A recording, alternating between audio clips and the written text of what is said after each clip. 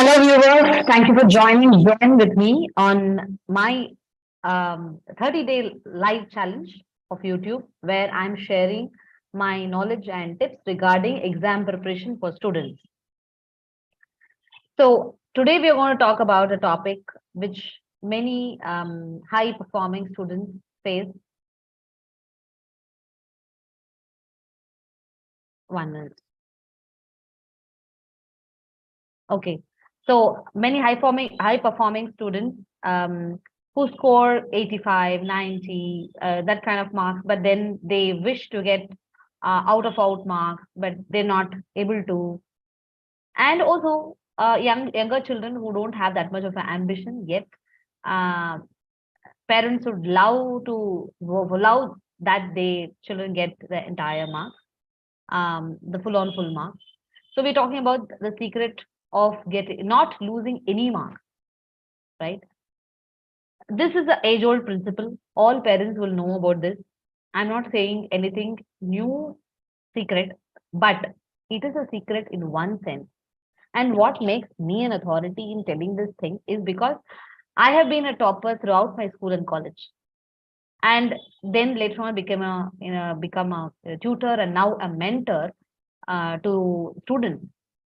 What's the difference between a tutor and a mentor? Tutor just teaches the concepts and all those things, and mentor doesn't do only about the topic, but much beyond that, right? Specific to that child, what is the changes that we have to do? Tutor means teaches. Tutor teaches. Mentor guides. So I call myself a thinking catalyst because I make my students think, because I make them think and make them do. That's why I call myself a mentor, not just a teacher. And for teaching concepts, many videos are there. So similarly, the secret, what I'm going to share, is not a secret, it is an open secret. But there is a philosophy behind it which I want to share with you all. So, how do we not lose any marks for which we have written?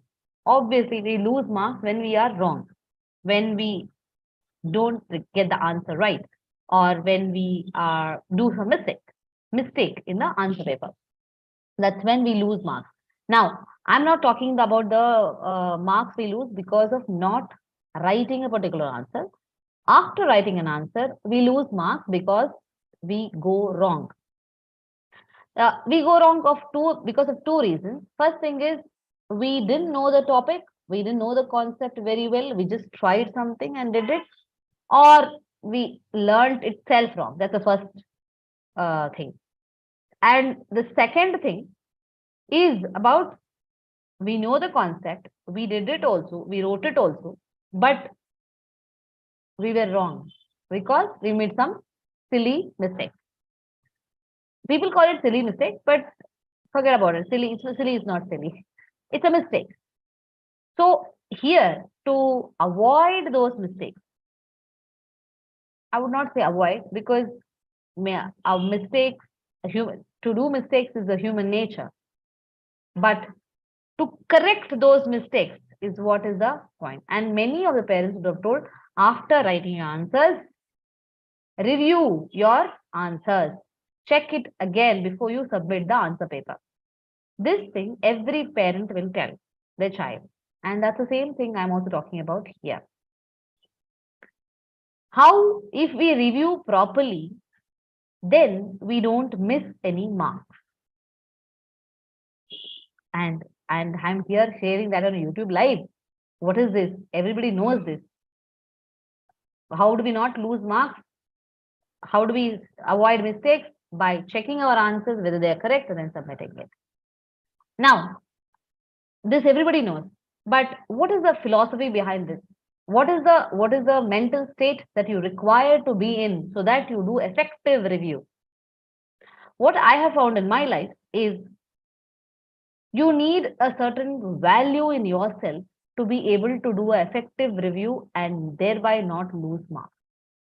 Many of the toppers, many of the children, high performing children, they go through their paper, but still they go through and review the answers, but still lose marks because they're not able to find their own mistake. They are not able to find their own mistake. For this, You have to have a mental state of humility.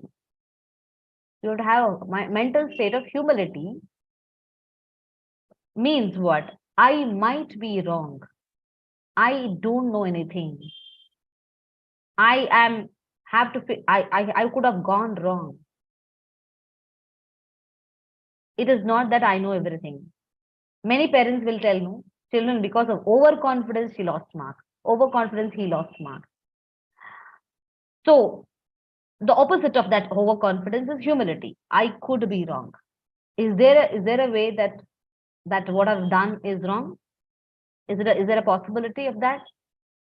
That mental state will come when you are humble enough. For being humble, first you need to be open-minded. Open-minded means what? Children have to develop this quality of a value of what somebody else is telling. We have to be able to consider it whether it is right or wrong. That's called open-mindedness. And that quality, if it is not there, and that humility, if it is not there, then it is not possible for that person to review effectively and get full marks of whatever they've written, get full marks. So that humility children have to develop. And for that, parents, just like we advise other things, and just like how we inculcate other habits like kindness, leadership, all those qualities we try to develop in our children, cooperation, toleration, all those values we try to develop in them. Just like that, we'll have to develop the humility in our children so that they can show that in their, when they're reviewing their answer papers.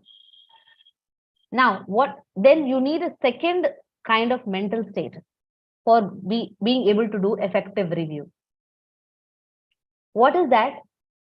It is you have to become the other person. Means you have to become the teacher who is going to correct that question paper, answer paper. You have to become that mother or elder brother, elder sister, whoever helps you in your study, in the child's study. The child has to be able to become that person. Like say split personality, like that. Now, how does that teacher think? How does that teacher analyze? How does the teacher check? Right? So when children have already submitted done previous exams, they would have seen the answer papers that the teacher, how they correct, what they are seeing. So then they would have analyzed, understood, oh, this teacher wants me to do this one also, wants me to do that one also. And when the teacher is teaching also, they would have told many things. I want you to write in this fashion and things like that, right? So with that, we have to become that person and then we review. The second quality that they need to have is being able to step out of their shoes and become the other person. That is called empathy. So a person who has these two things, humility and empathy. Empathy means being in other person's shoes and thinking. So if a student is able to do these two things, then they can do effective review. So when they are checking their answers, first of all, they have to have the mental state of, I might be wrong. I'll have to see what is wrong and check and correct it. With that mental state, they have to approach the review or checking the answers again. The second mental state is, I am not me. I finished my exam. It's like, I finished my exam. I've already given the paper to the teacher. Now the teacher is correcting the paper. How will he or she correct that paper? Like that, the student has to correct the paper. Why I'm sharing these two things is, this is what exactly I used to do. I used to be open to going. I used to be, first of all, being okay to go wrong. I used to accept myself that going wrong is okay. Now I have a chance to correct myself. So even for humility, you have to have a little bit of self-respect. Means I'm okay. It is okay to go wrong. It is not okay to live with that mistake or repeat that mistake. So that's why I tell, learning math in a certain way develops those values in us. Becoming a topper is requires not only conceptual understanding, it requires a character.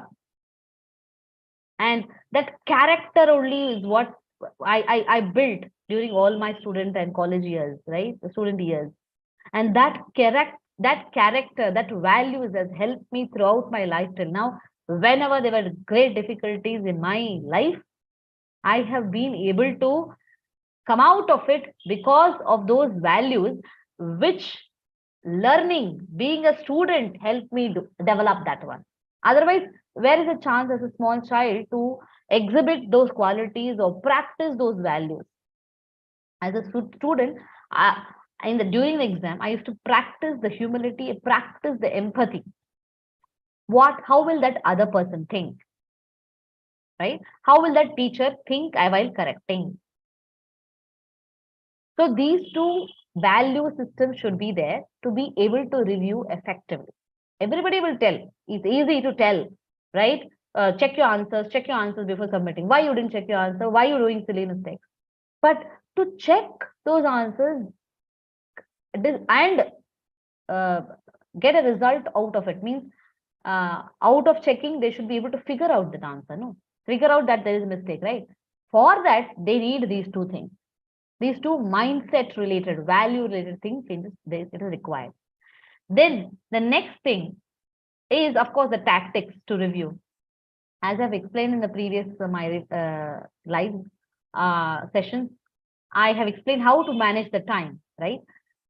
While managing the time, like if you have 120 minutes, basically 2 hours for 100 marks.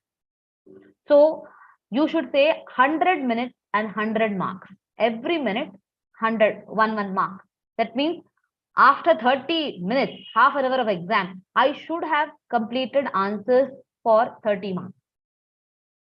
If I'm not doing it, I'll have to fasten it, quicken it, and write faster. I'll have to check that. Ideally, what I used to do is every 15 minutes, I used to check, have I finished 15 marks? Have I finished 15 marks? Like that, I used to check. And thereby what happens, I have remaining 20 minutes to become the teacher and correct my own answer paper.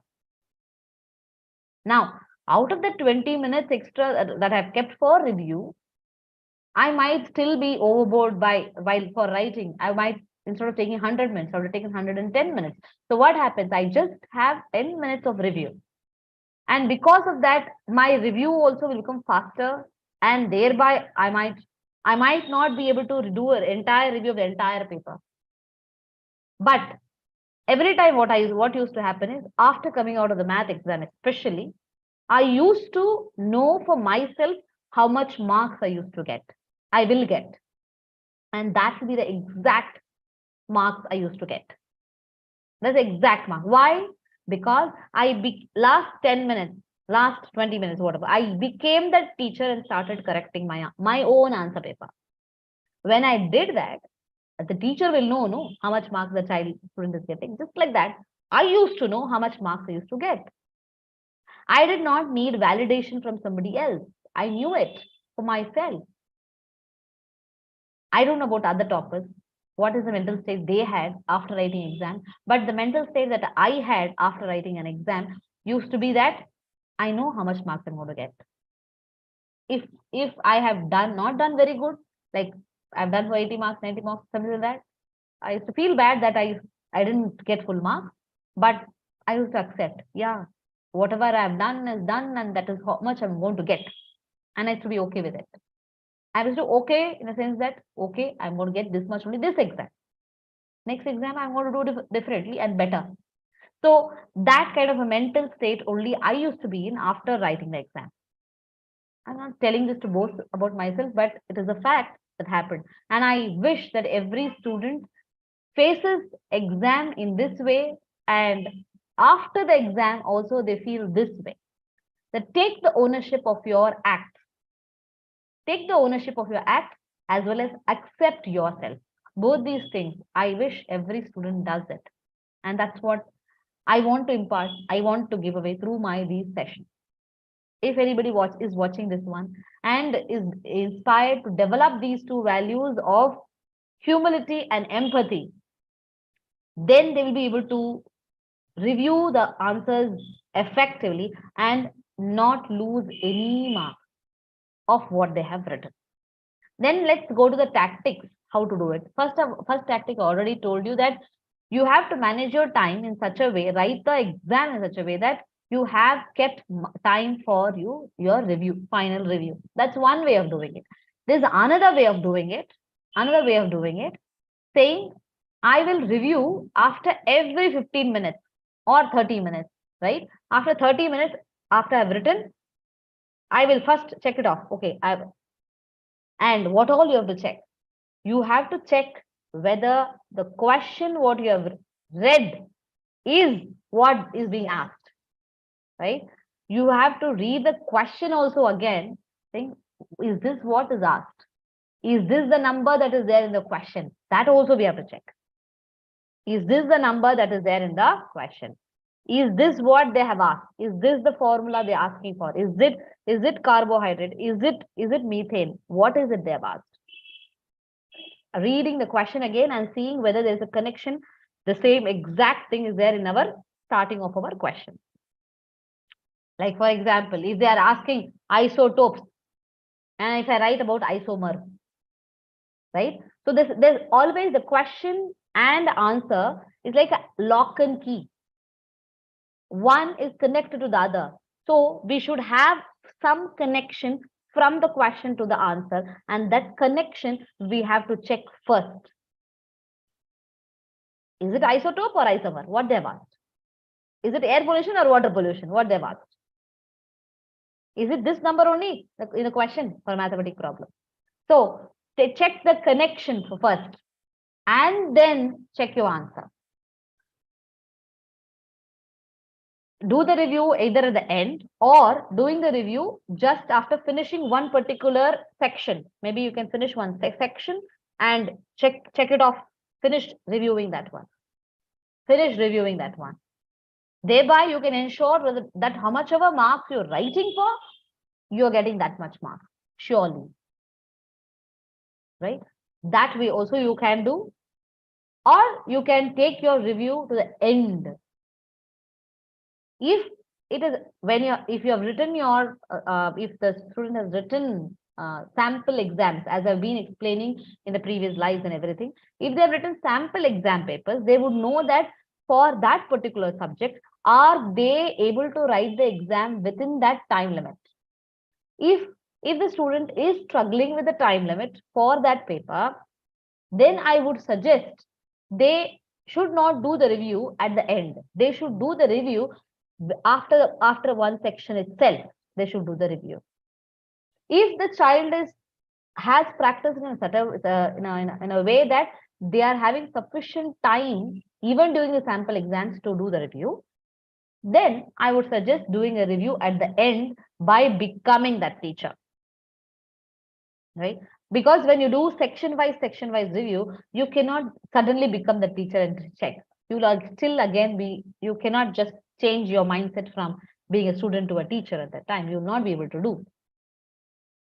So that is what I think you can do. Right? So these are the mindset changes, and these are the tricks that is required to be checked.